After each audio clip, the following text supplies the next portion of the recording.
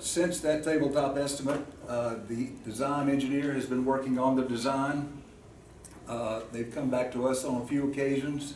The first was a 30% design. The second phase was a 60% design.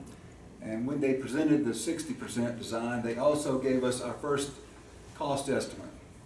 And if you look at the first handout that was attached to your action request, in the first column there under the original quote, the cost estimate at 60% design was $13,493,000 in round numbers. Since that time, we have had meetings with the design engineer. We have worked with them through some value engineering and have been able to reduce that initial cost estimate by removing some pipes and fittings and changing some aerators from submerged aerators to floating aerators and such, and also opening the bids up to different equipment vendors. And we've been able to reduce that number by approximately $1.1 million. There were a few things that needed to be added back to include odor control, some siding on the building for the dewatering building, and also the engineer had evaluated our discharge line from our existing discharge line from the river, wastewater treatment plant to the river. And they've determined that that pipe will carry approximately 2.4 or 2.5 million gallons flowing by gravity, which is fine for the treatment plant that we had proposed if we had laminar flow. But we experienced peaks and valleys in the flow, basically a result of people taking showers and doing laundry and stuff in the afternoon. So our flow rates peak and then valley out. So we would need something, we would need to improve that discharge line somehow to accommodate those peaks and valley flows. So what they recommended is a pump station, an effluent pump station, that would work only when we reach those peak flows. So they've estimated that cost at approximately $300,000. With the revised total, with the deductions and the additions, the revised cost estimate for construction is $12.5 million, and that can be seen in the fourth column there under revised subtotal. The town is eligible to receive a tax credit for the taxes that we pay on the materials, the concrete, the steel, the mechanical equipment, and electrical equipment. And that number is approximately $450,000. So once we complete the construction, we will apply to the state for that reimbursement. Where are you getting the $450,000? Excuse me? Where's the number? That's $213,000. It's actually showing in the fifth column. Mm-hmm. The total at the bottom of the page is wrong. I thought so. It's $213,000 in the first part of the column, and then $240,000 at the end. But if you notice that number is included in the last column in the final revised estimate. So again, once we apply for that tax credit, then the total construction cost of the new wastewater treatment plant is very close to what I originally estimated of $12,355,000. With that information, we have been working on completing an application to the State Revolving Fund. The State Revolving Fund has about a 20-page application, requests a considerable amount of information. One piece of information that they request is their second attachment to your council report. If we'll take a look at that for just a minute. The first column beyond the project cost detail is column A. And this would be the total cost of the project. Total cost of the project includes engineering, it includes the planning portion of that, as well as the design. It also will include some legal fees that we will incur for closing the loan on the project. It includes the actual construction costs, which we've identified here as the $12,355,000, which is the same numbers on the previous sheet. SRF will also allow us to borrow 5% contingency money to pay for anything that may come up that was unexpected. They also will cover engineering and inspection fees. Subtotal of all that is $13.9 million. There's a 0.35% closing fee for the state revolving fund, which would bring the total cost of the project to $13,979,000.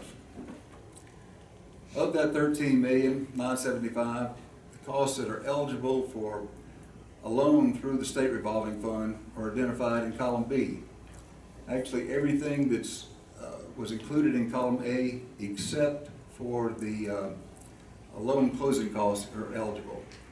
You can see that in column B and column C. Column D, the first column D, and there's two column D headings, by the way, but the first column D is a column that I inserted. It's not required by state revolving fund, but I think we all need to know this. This would be the total contributed by the town toward the project. If you notice in that column, there's $636,000. That is for both the preliminary engineering report as well as the actual design of the wastewater treatment plant. We have already entered into contracts for that, so we've already allocated funds for those. The next item on that is an additional contribution that I'm recommending come from our cash balances of $1 million. And I'll talk a little bit more about that $1 million in just a few minutes. But there's also the $296,000 for the construction inspection, which again, we have already allocated funds for those monies. There will be, or we will need to also cover that $48,000 loan closing fee. So our total contribution, or our recommendation of a total contribution is $1.981 million. That would leave $11,997,000 to be funded by the state revolving fund. Question, what will this leave in our cash balance?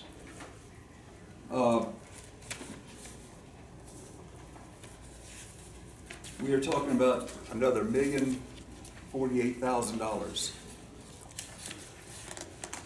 And what's our monthly operating cost?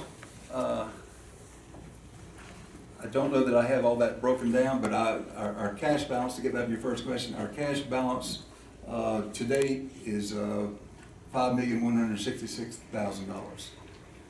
So and that includes the $900,000 being reserved. So if we contribute another $1 million, that would reduce that down to $4,100,000. Is it your intent to keep a cash balance for 12 months operating expenses? Yes, it is. If you take that $11,999,000 or $997,000 loan amount, I have developed, which is was the third attachment to your council report. I've developed a funding plan to fund this project. This is a revenue versus expenditure projection for 30 years, which would be the length of the loan amount. The first thing I had to do was make some assumptions when I was developing this revenue and expenditure projections. The first assumption that I made, and all these are identified at the very top of the first page. First assumption that I made was that we would connect 120 new customers per year. All right, this is a very conservative estimate. The average for the past 30 years, and that's about how long we've been in the business, 29 or 30 years, depending on how you read the DHEC reports, it's been 156 customers per year. And that is throughout the 30-year life of the operation. The next thing that I had to determine was what the actual debt service payment would be on this loan. Well, with the state revolving fund, you can fund concrete and steel for 30 years. Their current interest rate is 1.9%. But they won't allow you to fund electrical and mechanical equipment, but for 20 years. So I had to go back and determine what portion of this $11 million was mechanical, electrical equipment. And if you go back to the very first page, you can see that it's $2,457,000 that's actual electric equipment. So when I mentioned that I was recommending that we contribute an additional $1 million, I'm recommending that this additional $1 million be directed toward purchase of mechanical and electrical equipment, so it reduces the amount that we have to fund for 20 years versus 30 years, thereby reducing our debt service payment as low as possible. So with that said, we would be funding $10,539,000 for 30 years at 1.9%, which would have a debt service payment associated with that of about $461,000.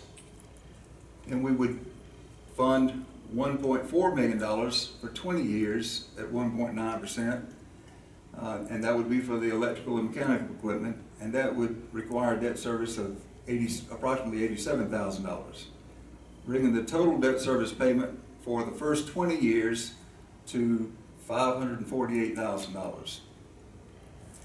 Well, the way the SRF loan is structured, if you borrow money for a 30-year period, after the first 20 years, you have to refinance the balance that exists in that 30-year note at a higher interest rate of 2.4%. So I had to go through and develop an amortization schedule, and after 20 years of financing the $10 million at 1.9%, the balance left is $4.1 million. So in my calculations, I had to determine the debt service at 2.4% for that remaining balance of $4 million. So after 20 years, our debt service drops from $548,000 to $472,000 and would remain at that level through the next 10 years. And so the electrical and mechanical is paid off in 20 years? Yes, it is. With the plan, and that you authorize us to submit the application. Now, the SRF program requires you to adopt a resolution, and that's the next item on your agenda tonight. They have provided us with basically a fill-in-the-blank resolution, which we have had some assistance to fill in the blank. That resolution has been presented to the State Revolving Fund, and they are okay with the way it's presented. So we're recommending that you approve the plan, authorize us through approval of that resolution. Question, can you tell me what you base the plan on again, the number of sewer taps increase each year? The increase each year? The number of sewer taps as a part of your funding in the budget. The new plant will have capacity for 8,000 sewer taps. No, I'm talking about, in other words, to fund your operating budget, did you include sewer tap revenue as part of that funding to service the debt? Yes, we did. How many sewer taps? 120 a year. 120, okay.